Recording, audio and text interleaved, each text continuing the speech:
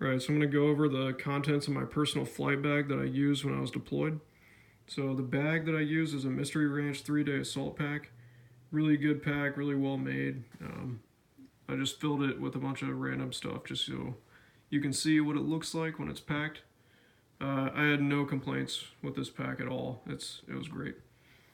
So to start off, I had a half-liter platypus container. I just used that for emergency water. Next is baby wipes.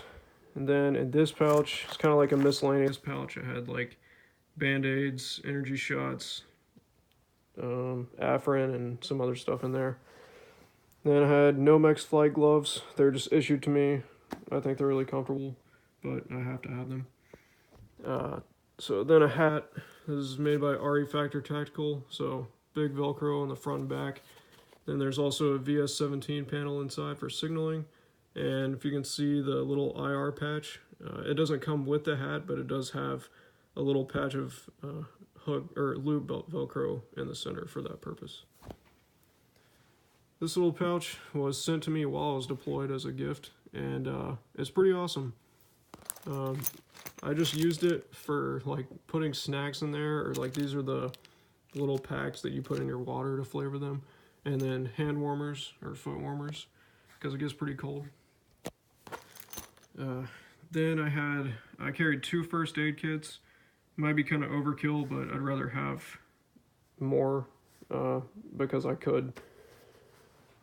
Next, down here I have a Write in the Rain notepad. I use that to record all the flights that I've done and also just if I need to write anything down. Then I have the SE4 knife, then Leatherman Blast, and then this knife is a Benchmade 915 Triage. Really like this knife. There's also a strap cutter that folds out, and also on the back there's a, I don't know if you can see that, but a glass breaker.